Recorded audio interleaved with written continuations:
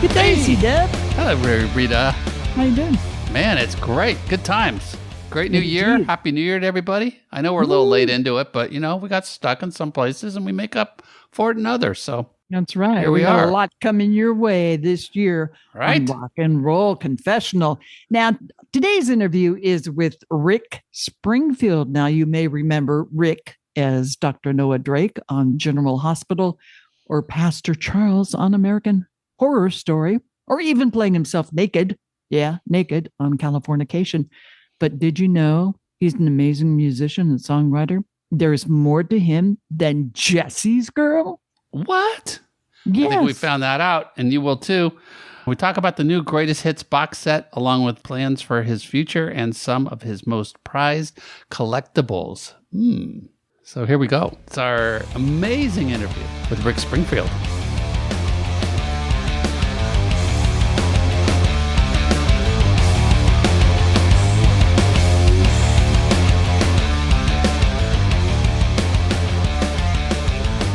All right.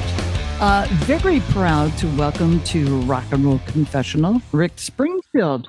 Hello. Hello. My Hello, name's Rick. Rita Wild, and that is CW West. You got a lot of things going on, but first, I know that you have lived in Malibu for like decades, so I just wanted to ask you how you and your family are. The fires, you mean? Yeah. Yeah, we survived this time. I have friends whose houses didn't, and it's been a life-changing event. Actually, it's been so affected everybody in their psyche, and damages more than just what's shown on TV. A lot of internal damage with people over this fire. It was about as bad as it can get, and with the knowledge that this seems to be the new normal. Fires and some idiot. When the winds come up, there's always a couple of idiots going out there lighting fires. That's just what they do. That's part of the human condition. You get people that just want to create mayhem. Which I totally don't get and don't understand, but I'm glad that you are okay. And, we always wish the best for everybody. I had several friends that had their place burned down too. And it's the thing that they're all realizing, it's just stuff. It's just stuff, but it's that daily hassle now of dealing with the government and all the paperwork and all that kind of stuff. And it'll be several years before everybody gets back up on their feet. Yeah, the insurance company should be whipped, actually.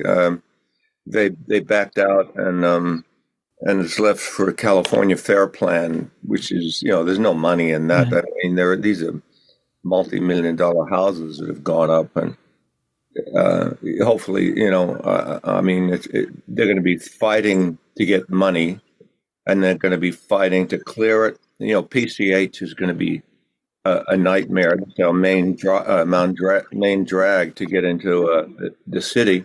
They're going to be cleaning up and then building. It's going to be a mess for years. Yeah. And that's one thing we all have to realize and be ready for that, because there's a lot of shit going on in the world. We just didn't need that. Yeah, I know. Compared to the world, just a small local thing. But if you're local, it's devastating for sure. Well, you're joining us for a couple of reasons. You've got a new book coming out, and then also this brand new best of set, Big Hits, Rick Springfield's Greatest Hits, Volume 2, package up on Valentine's Day. I love that. And want to say, first of all, you are a really good songwriter. I don't think you get enough credit for that in the rock world.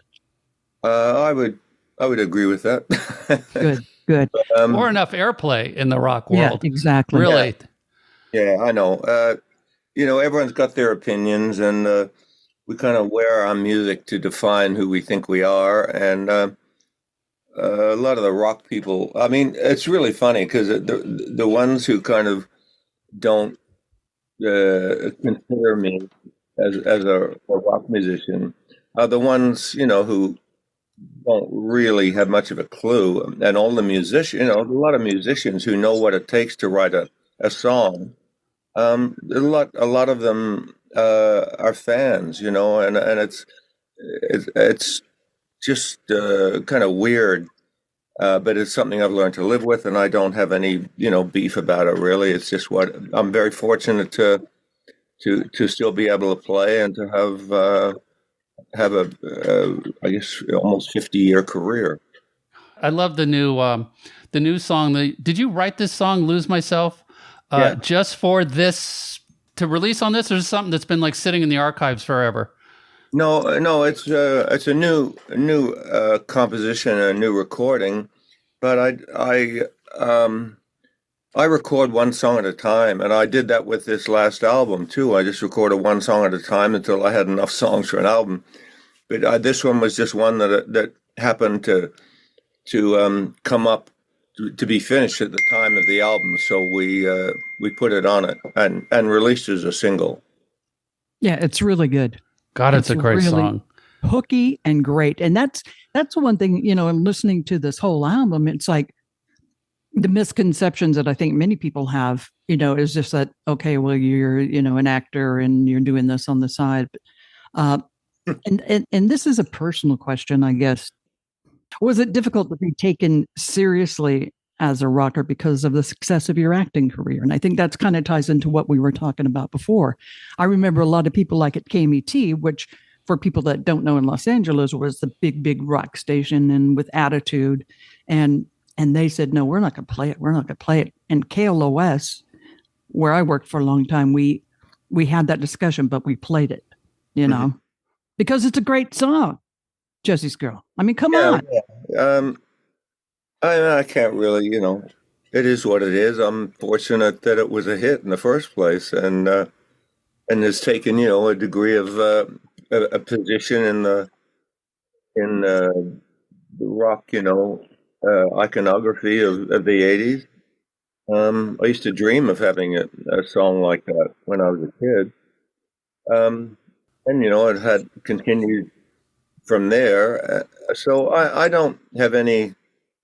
Don't have any hard feelings. You know, if you meet somebody like that kind of disregards you, then that's okay. I mean, that's their life and their choice, and we all make choices based on who we think we are, and we all have different tastes. And I'm sure there are music that some of these dissers like that I would go, I don't really think that's as much in that. So Yeah. it's all opinion, you know, and I. At this point in my age, I'm not concerned about any of that. I've kind of, in my mind, I've kind of won just because I'm still here and still going out and touring. We have a big summer tour this year. I'm going out and Wang Chung and John Waite, Paul Young, and wow. John McCafferty are on board. It's going to be a great tour, and I have a killer live band, and every time we play, you know, you get the guys coming up going, "Wow, I didn't, you know, you could play guitar like that," or you know, what a great band, and that kind of thing. So as long as we surprise them on the good side, that's good.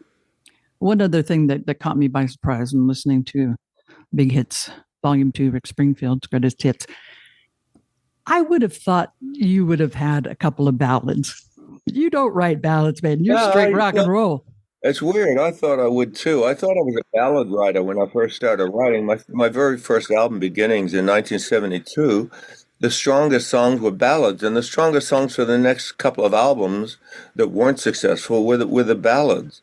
Nigel Olsson, who played with Elton most of his life, he'd left Elton, and Nigel and Dee Murray, the bass player, recorded an album with me in 1975 called "Wait for Night," and they loved all the ballads. And actually, Nigel went on to re-record one of the songs. He liked it so much, and all the ballads were the strongest songs. But I'm a guitar player, and I didn't want to just have ballads. I wanted, you know, to be able to play some rock songs, hard pop songs on stage.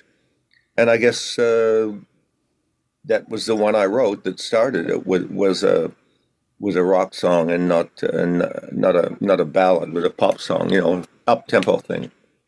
Cheers. Yeah, I was going to say a couple of the songs on here I was listening to, and I'm like, God, I'll Make You Happy and The Man That Never Was. To me, those could almost be tweaked to become punk songs. Like, just speed them up a little bit. And I'm like, same thing Rita said. It was like, there's like no ballads. This is all just like great, nice rock and roll, just to the point. And the other thing I liked is how each song, like, there's only about a half a second in between each song, or at least the version I got. So you just go from one to another, which also adds, like, I guess, enough that you can cram 24 songs on this album. Yeah. I don't like long pauses between songs. And that's the excitement as far as I'm concerned. It's like playing live where you go bang, bang, bang from one song to the other. Yeah. There was a fairly heavy album I did called Shock, Denial, Anger, Acceptance. So Yes. I remember the 4 words, which is the signs of tragedy, when something terrible happens. It's the stages of grief, basically.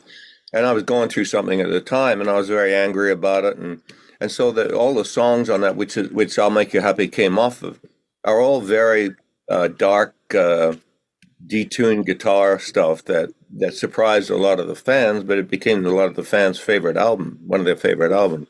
But yeah, honestly, the casual listener hears Rick Springfield and they think, oh, Jessie's Girl. Yeah. But, I've had, like I said, I've had 40 years of songs since that.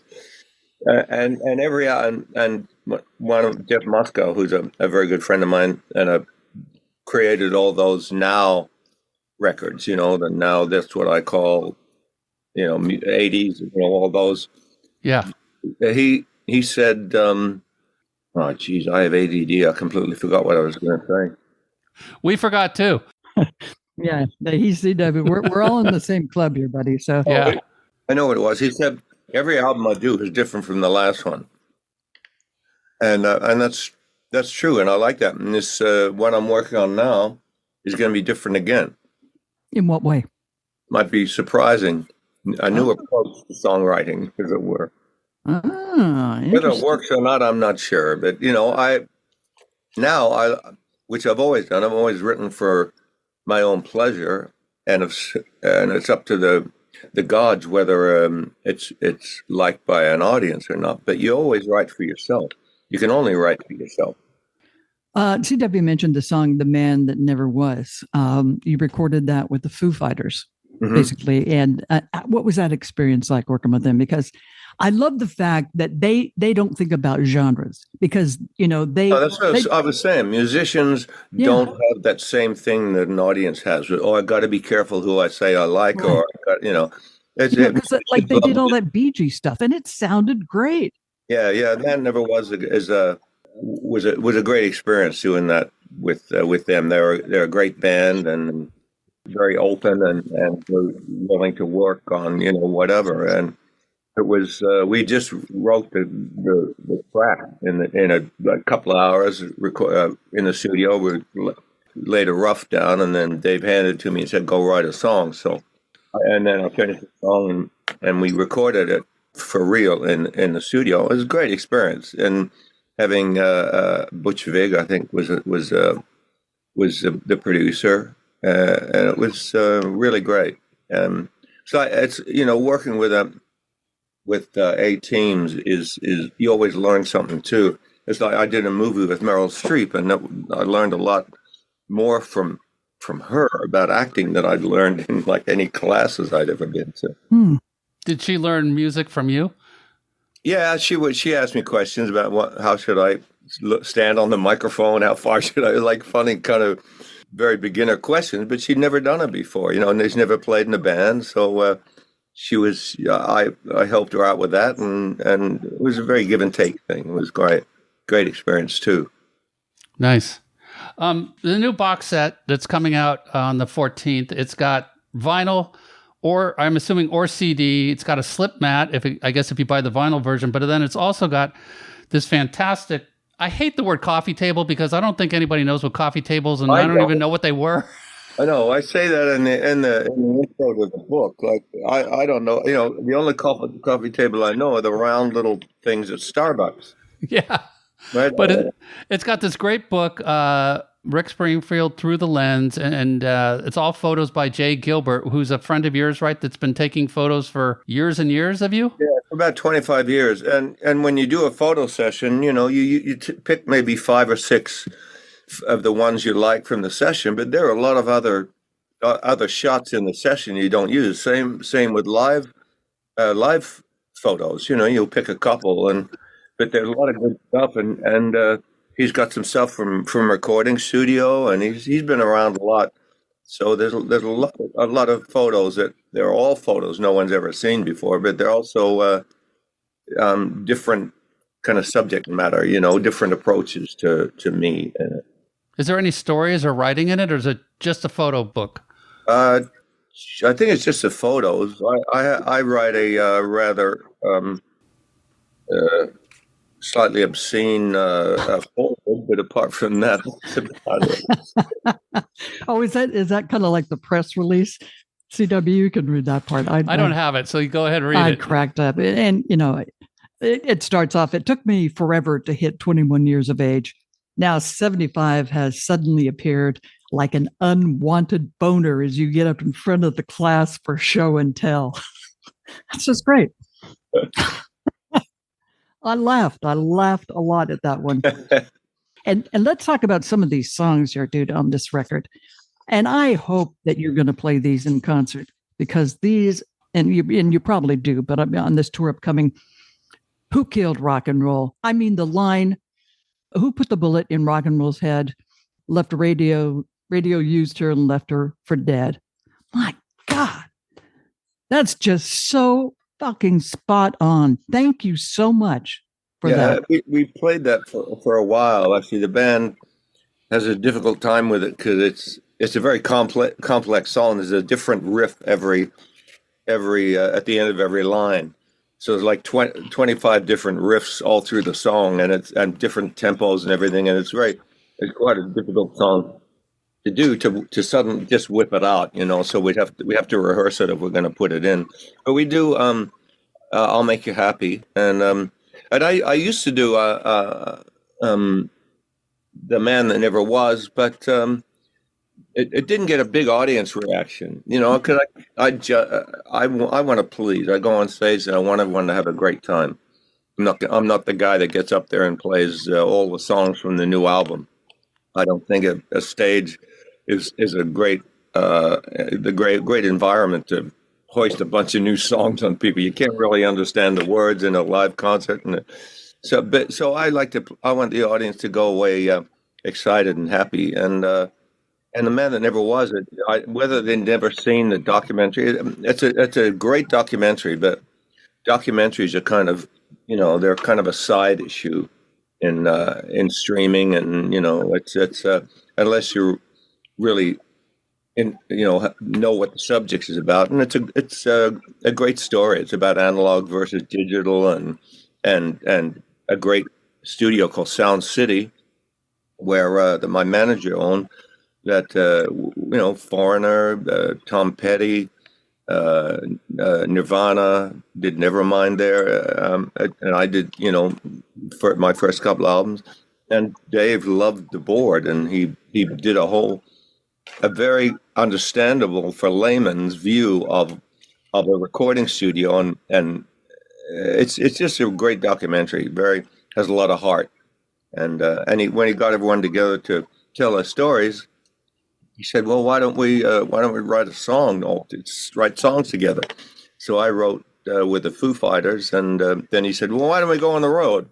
So we went out and played for about, I don't know, we were at Southwest, and so it was a lot of fun. All the projects have been fun, and I do try and change it up on the road.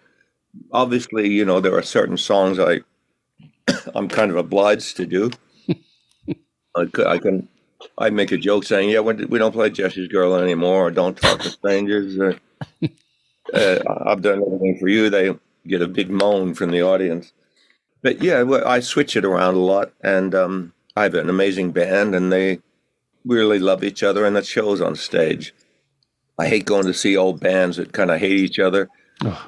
So it shows, so It does. Yeah. We hang out together. We when we're not on the road, we send stupid texts to each other, and it's a great family, and that shows on stage too. Another great song from the album is with you and Sammy Hagar, "Party at the Beach Bar," which just sounds like a typical Sammy song. Just it's just like, let's just talk about partying and hanging at the beach and drinking our rum.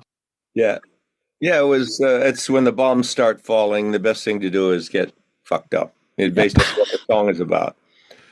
And I wrote it. Sammy and I got together with Beach Bar Rum. That we have a rum company together called Beach Bar Rum, and it's great stuff. I mean, the American Beverage Company, I think, is a place you can order it from. We've been trying to get it in the stores, but every celebrity has got some kind of alcohol, and it's like anything it's a lot of competition. But we've done some shows together, kind of based around it, and I always talk about it on stage just because it's great rum. And but I wrote this song just because I was excited to get into the alcohol business. But it's a great song, and we do it. We've done it live, and Sammy sings on it on the record, and it came out. It's on the big hits too, just because it was a kind of a novelty thing that no one had really heard before. And you covered one of his songs on your earlier albums, "I've Done Everything for You. You've Done Nothing for Me." Such a great song. So you guys have had a friendship going for a couple of years, it seems like. Yeah. Well, we met each other back in when I recorded that song back in 81, I guess. 81. God. Decades. Really? A while ago. Yeah. Last century. We were both much younger. And kept in touch, and Sammy heard I wanted to get into the alcohol business, and so he called me up and said, "Want to be a partner rather than a competitor?" And I said, "Yeah." He's already had a home run with tequila, Cabo Wabo, and so yeah, it seemed like a natural thing, the music connection and all that. So yeah, it's been fun. Now he's doing a residency in Las Vegas. Is that something you've ever considered doing? Yeah, I've done a couple of just weekends, but yeah, it's weird. When I first played Vegas in the 80s, I thought, oh man, I'm never coming back here. This is like the end of someone's career when they play Vegas. Now it's like everyone's fighting to get into Vegas. Pretty wild. Yeah. I'm wondering, when you loan your music to film, do you know what's going to happen? And the example I'm going to use is Boogie Nights, because that was like the most intense scene in the entire film that's playing Jessie's girl. And I'm just wondering, you just throw your song and like use it how you want to use it, or is that something you collaborated with? How does that work? No, that was the director. And I actually didn't know about it until people started coming up and saying, "Oh, I heard your song in Boogie Nights. It's really a wild scene." It's a counter thing, and it was really the start of the resurgence of that song. Taking it, when it starts to go into other arenas, the song really kind of takes on an added kind of something that pushes it over the edge, and it starts to become.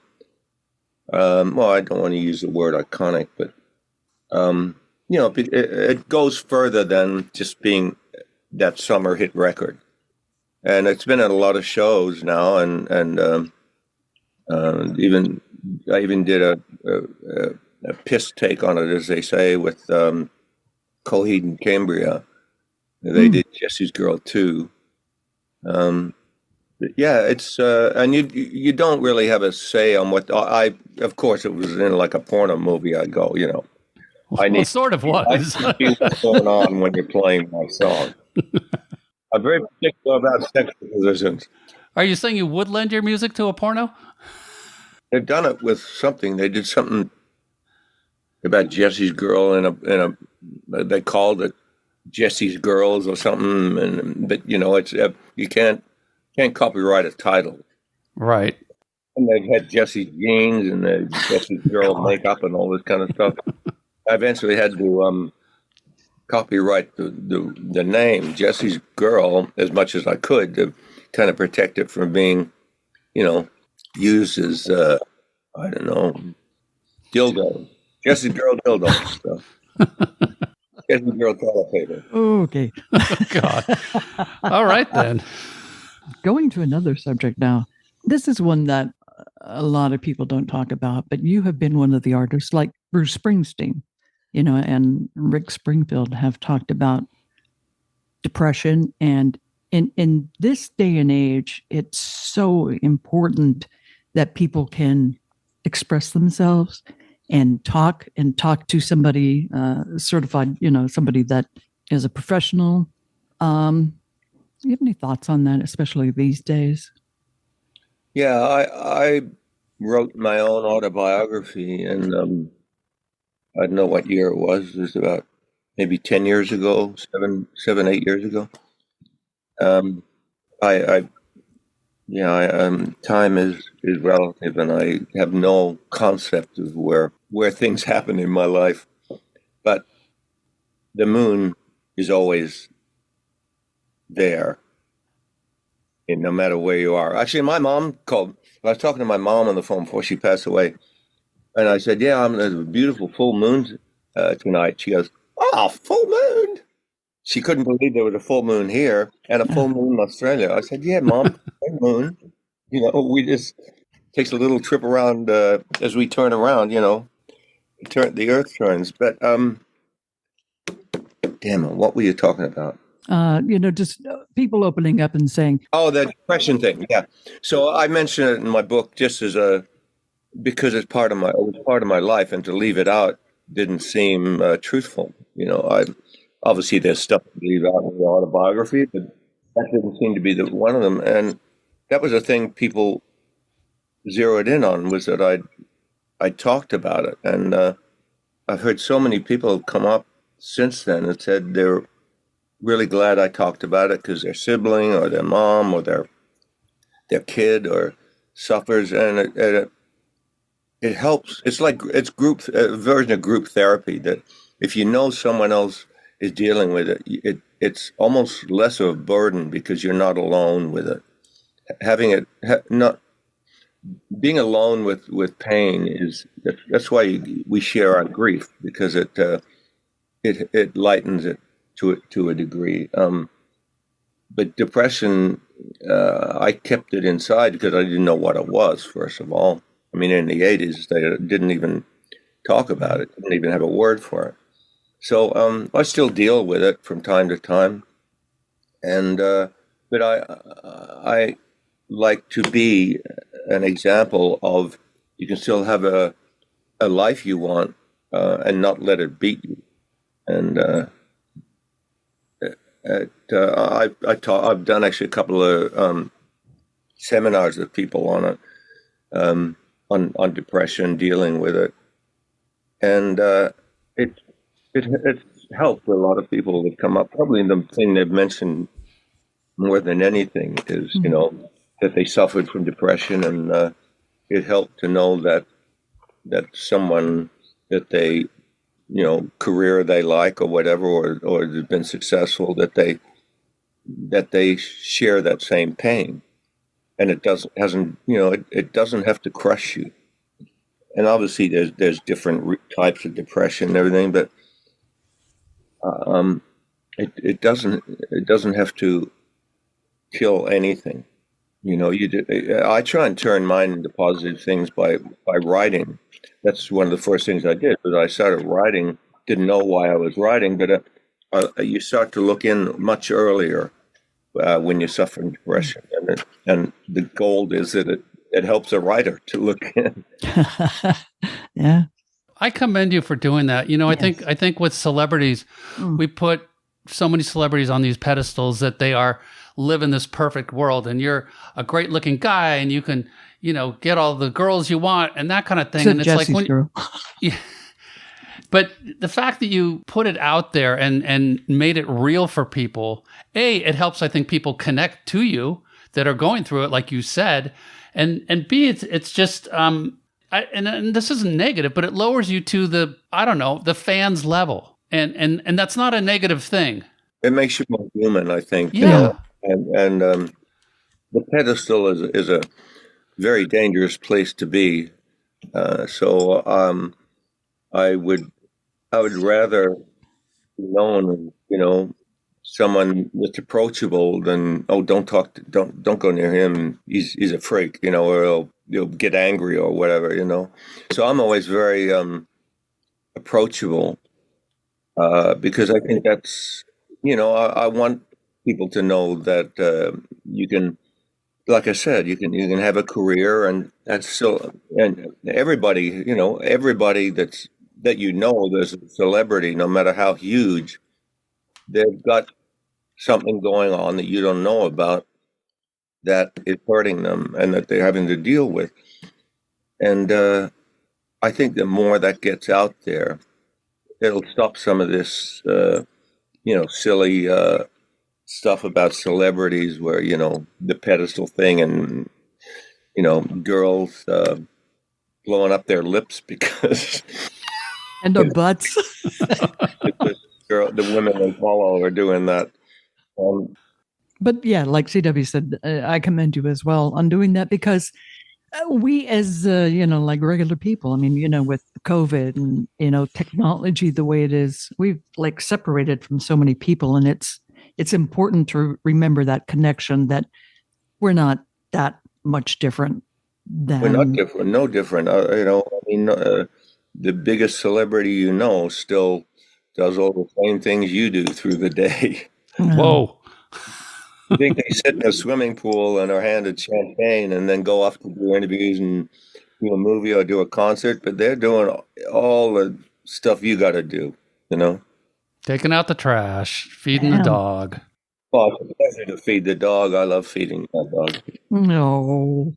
Reitz, we're kind of at our end here. Rick, do you have a couple more minutes? Sure. We just, want to ask some lighthearted questions. It's called the bonus round. Go ahead, Reit. Ding, ding, ding. Having grown up in Australia, you grew up in Australia, who influenced you musically? Who were the people that you looked up to? The first one's actually Rodgers and Hammerstein, because my parents, my dad was a singer, although he was in the army, but he sang. But we didn't have a TV when I was growing up, until I was about 10. We lived in the country in Australia, and we had a player piano, the ones you pump, you put the rolls in, and for after dinner, we'd all stand around this piano and we'd put rolls on and we'd sing all these songs that my parents loved. And it was, South Pacific and Oklahoma and Carousel and all these great musicals that was the first music I fell in love with. And then on the way to school one morning, I heard Dream Lover by Bobby Darin, and I lost my mind when I heard that. Wow. I thought that was the most amazing song I'd ever heard. I was like, 7 years old, 8 years old. And then I started to see that there was other music than my parents' music. And we moved to England when I was a kid for a couple of years. And a band called The Shadows, and a singer called Cliff Richard, who was huge everywhere in America, huge all around the world. He was kind of our Elvis, And so I discovered young people's music then. And then the Beatles hit, and that was like that. Oh my God! I saw them in 1964. I was in Australia, and this guy, this promoter in Australia, had been to London and had seen all this commotion about this band called the Beatles, and he said, and he booked them. He said right then, he said, I want to come to Australia. Back then, they were just local in England, and so they obviously Brian Epstein jumped at the chance to go overseas, and then suddenly they blew up, and I think they must have gone, oh man, I gotta go over there now. So, we got them, and I still see them walking on stage. I was 14, and all the opening acts were Aussie acts, and they were all still in the rocker stage. They had their hair combed back, and they had black leather and sparkly suits, doing dance moves together, and then the Beatles walked on, and they first of all, the first thing I saw were the Cuban heel boots. Never seen those. Well, I actually had a pair that I had to fight my mom to get. She fought me on a long time because it was going to turn me into a juvenile delinquent if I wore them. She was sure. She was right. But then their hair, they looked thick and long and really different to every kid around where I was. And then their guitars, we'd never seen these guitars before. This big Gretsch and this Hofner violin bass and the Rickenbacker, and their suits. And then they opened their mouths and started to sing, and it was like the Martians had landed, truly. And I opened my mouth and didn't stop screaming until, like a girl, until the end of the set, which was only 20 minutes. You know, back then you could get a 20-minute set. Wow. But it was incredible. It was a mind-altering moment. Wow, amazing. I know you're a collector of a few things. What is the coolest piece of memorabilia or collector's piece that you have that you would take with you if there was a fire again? Well, all my I actually have one of the biggest collections of handwritten Beatle lyrics. You know, as they wrote the song. I didn't know that part. Okay, yeah, I don't like the original. What's that? Original handwritten? Yeah, some of them first drafts. So it's pretty stunning stuff. I've been collecting them since '85 before it became a thing, and they're all in a vault. I don't have them at the house, but I have copies of them at the house. I got some Titanic stuff. I have the lifeboat plaque from Titanic, lifeboat number 2 that says SS Titanic. Wow. That was there. You know, it was one of the last boats lowered and the first one picked up by the Carpathia. And I actually just lent that to an exhibit, a Titanic exhibit in Branson, which I've actually been to. And I have a friend who has another Titanic lifeboat plaque, and there's 8. They have 8 of them, and it's the first time all 8 are coming together since the night the Titanic sank. Wow, jeez, it's pretty cool. Yeah, amazing. You're a really cool person to talk to. Thank you. I think so. Yeah. Well, yeah. You know. No. I did cherish my one-dimensional soap opera geek status for a while, but you know what? It paid some bills, I bet. Yep. What do you think you would have done if the career had not worked out? You know, the writing, the acting, all of that. What do you think you'd be doing? I'd probably be playing in a band somewhere, you know, a cover band or something. I was in a cover band before things hit, actually. Playing at a restaurant that a friend of mine was working at, and I was dating his sister, and we went in there and we play, like 3 sets at night. And I'd probably still be doing that, I guess. I also love to write, so I would have continued writing songs no matter what, and probably would have started farming them out. But but if that didn't earn enough money, I probably would have gone back to Australia and collected the dole. The dough? The dole. On the dole. Yeah, when you're not working, the government gives money. The dole. The dole. D-O-L-E. Oh. It's like a pineapple, Rita. Oh, okay. Dole. Yeah, no, not the pineapple. Cool.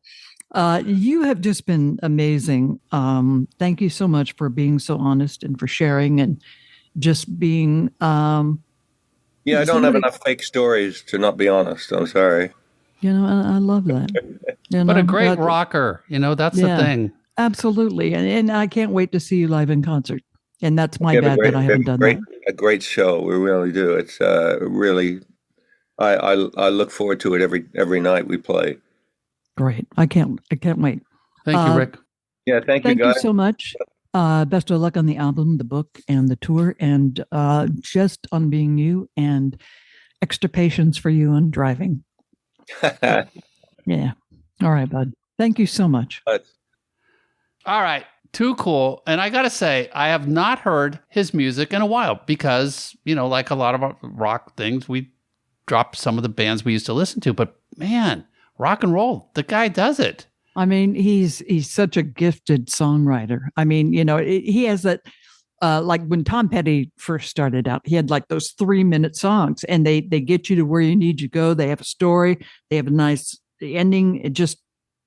I think Brian Phelps, I don't know if he coined it, but pop perfect. That's exactly what that music is. Pop perfect and all upbeat. Really enjoyed it. Really enjoyed that interview. Yeah. And it's a great album. It's a greatest hits, volume 2 album. It's called Big Hits, Rick Springfield's Greatest Hits, volume 2, which you just said it's out now. Yeah. Did you tell them about the special edition? I didn't. You tell them. Special edition includes the coffee table book along with 2 LPs, CD, and a slip mat. And you can order an autographed copy at Rick's website, rickspringfield.com. Order quickly because those autographed ones will not last forever. Rick has got a great tour lined up for this summer and fall. He'll be playing the I Want My 80s tour along with John Waite, Wang Chung, Paul Young, and John Cafferty, who you might remember from John Cafferty and the Beaver Brown Band. Everybody thought that was dark side. Bruce Springsteen, but it was not, No, right, it didn't. Rita? It was not. Tour info is also posted on Rick's website. Very super special thank you to Elliot Kendall for coordinating the interview, going above and beyond for getting it done. And we really sincerely appreciate it. Especially for your extra help this time. I think you know what we mean. You can follow Rick on social media, Instagram and Facebook, simply by going to Rick Springfield. Who knew? I didn't get to ask him my question if he knew the Simpsons in Springfield. But anyway, okay, let's move on. I got the other spring. I got that other spring guy. Springsteen. I got him my question about that. Yes, you did. Check out our show notes on our website. The website is rockandrollconfessional.rocks. And there you can find links to order the new album from Rick. There's also some great videos, some new videos, some old videos, some live goodies, some extra photos, some photos of the book so you can kind of pre-sample what the book looks like. It's incredible what's on our website. Please support the podcast by subscribing wherever you can, writing a review, follow and comment on Instagram and Facebook, and sharing our posts with your friends. And we thank you for being our friends and listening to our podcast. And please tell your friends and have a lovely life. Yeah, enjoy that life. And we'll be back with more Soon. life and music and interview good and stuff. stuff. Oh, we got a lot of good stuff coming up. Thank you, man. Rita Wild, everybody. Take care.